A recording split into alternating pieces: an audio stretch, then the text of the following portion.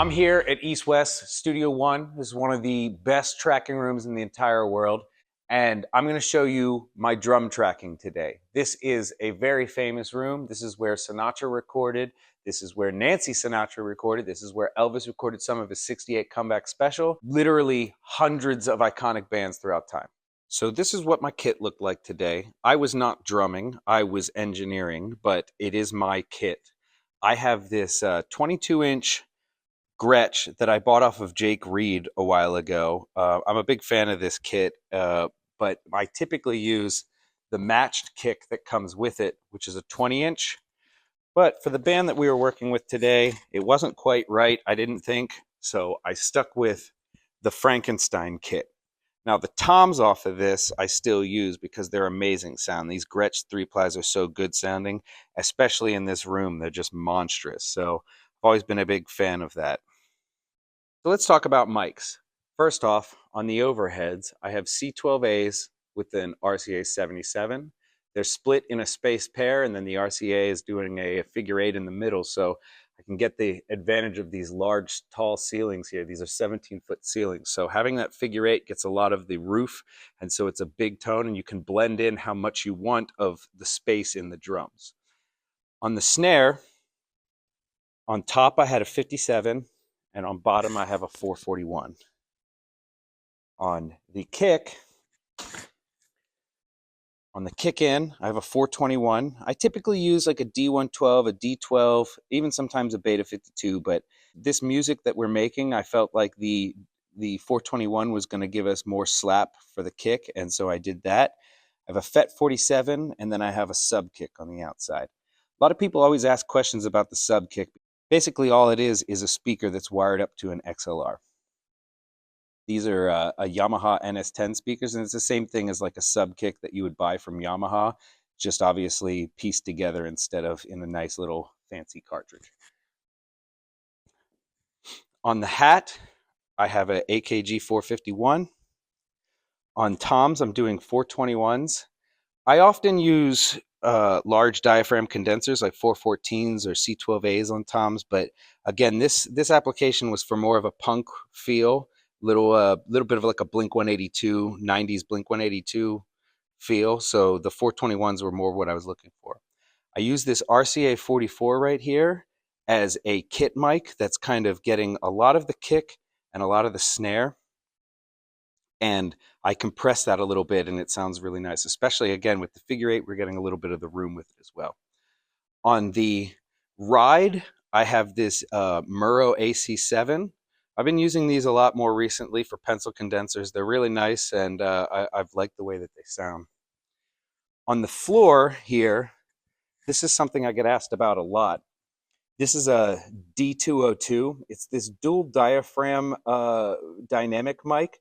And it's a really weird sound, but what I do is I set it on the floor, somewhere around the kick and snare proximity, and then I compress that, and it actually acts like kind of like a parallel compression, but because it's not the exact same tone as the kick and the snare, because it's a different microphone, it adds a different fatness to it, and I'm a big fan of doing that. I don't really place it, I just put it there and don't worry about it.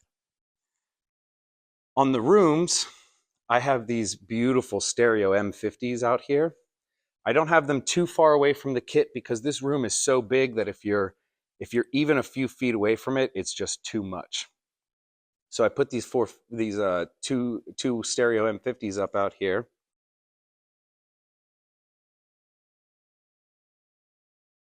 We also had a bass player. I'll show you that setup, but basically it's running through his pedal board into an ADL, and that ADL is going into the back ISO, which is actually just a closet. Now through here is where we were doing vocals. Towards the end of the day, we did some guitar, acoustic guitar, where he was singing and playing at the same time. I have a 67 up for the guitar, and then this Telefunken TF51 for vocals.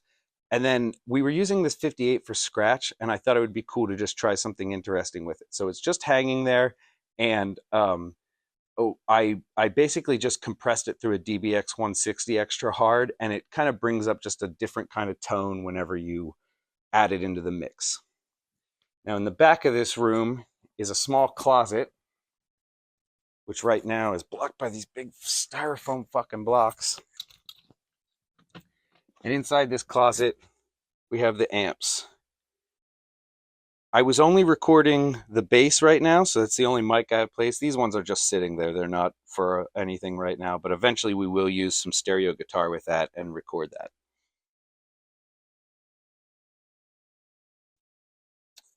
That podium over there is Sinatra's podium. See it when he's in this YouTube video of him singing My Way. He's standing on that. Looks really great. I love the lights in this room specifically, just because it can really add a lot of feel from this room just being plain white, and vibe is important to me.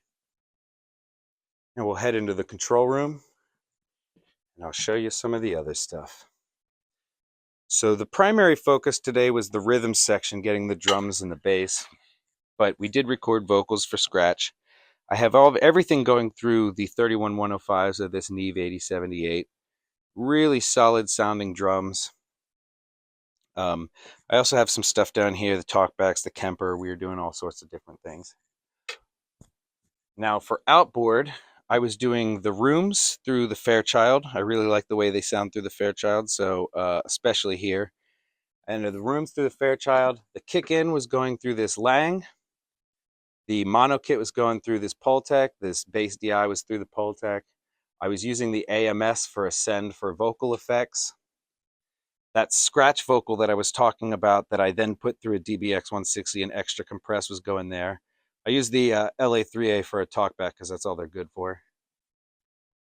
Over here, starting at the top, the 1176 I used for a vocal. The second one I used for the guitar, for the acoustic.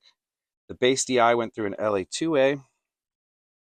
And then I used the transient designers on toms to kind of really take away some of the tail end of them. And then also the same for the mono kit and the kick-in. And then that floor mic, the D202, I put through that compressor, that distressor, and I really pushed it and smashed it. I was getting a good solid like 15 to 20 dB of compression through it. So it sounded really cool. Everything was returning to the right side of the board in here. That's usually how I run it, as like a split monitor console. And I just have everything coming out of Pro Tools in stereo pairs, because it makes it easier to route it to the headphones. I don't do sends for headphones in Pro Tools typically. I just route them straight out of the Pro Tools send, or the Pro Tools outputs, and mulch from the output of the patch bay. See, our patch bay was pretty wild today. Not too bad though. I've definitely seen worse.